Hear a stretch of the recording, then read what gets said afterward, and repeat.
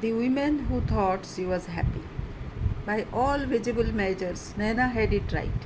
A well lit apartment with plants that leaned towards the sun like obedient followers, a job that paid enough for weekend indulgences, friends who called her sorted, a calendar that looked dull, brunches, yoga, deadlines, laughter. She had mastered the art of appearing complete.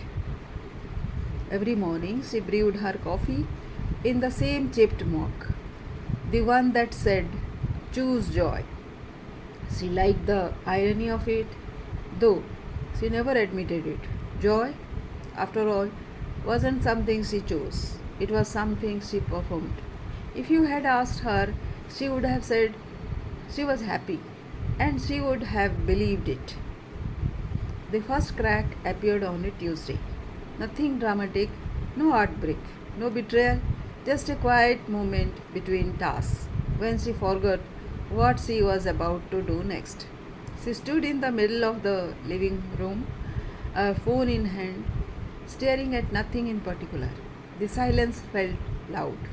It unsettled her, so she filled it. Music, messages, mindless scrolling, the usual chaos. But something had shifted.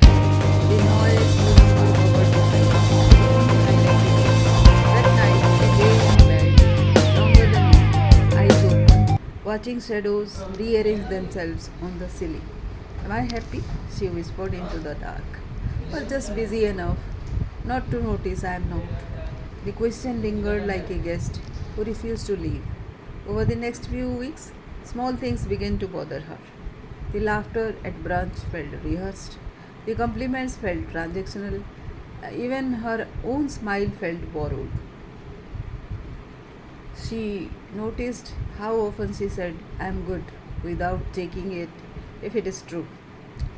She noticed how quickly she changed the subject when conversation got real.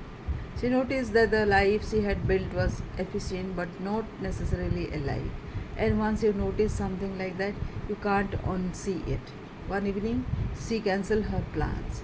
No explanation, just a message, not today. She sat by her window with no agenda, no music, no distraction, just herself by the city humming in the distance. At first, it was unbearable. Her mind raced, regressed, surfaced. Questions multiplied. Why did she choose this career? When did she stop writing? Why did she settle for conversations that skimmed the surface? But then something unexpected happened. The discomfort softened. Beneath the noise, there was something else, something quieter but steadier. A feeling she hadn't felt in a long time. Honesty. It didn't feel good, but not immediately, but it felt real and real. She realized was better than perfect. The next morning she didn't reach for her phone. She reached for a notebook. The first sentence she wrote was simple. I don't think I have been happy. I think I have been convincing. She stared at the words for a long time, then she added, but maybe that is where happiness actually begins. Nana didn't quit her job overnight. She didn't move cities or make dramatic declarations. Her life didn't explode into transformation. Instead, it shifted quietly, deliberately. She started saying no without over explaining. She chose conversations that made her think, not just laugh.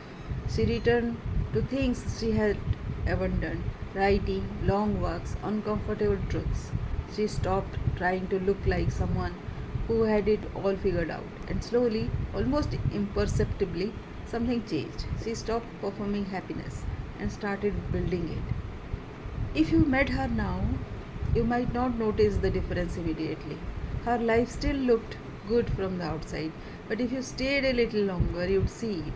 In the pauses, she no longer rushed to fail. In the way she listened, not just to others but to herself.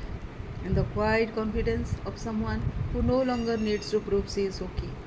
She is still learning, still questioning, still at times unsure. But this time, she isn't making comfort for contentment, or noise for joy, or performance for truth. She is no longer the woman who thought she was happy.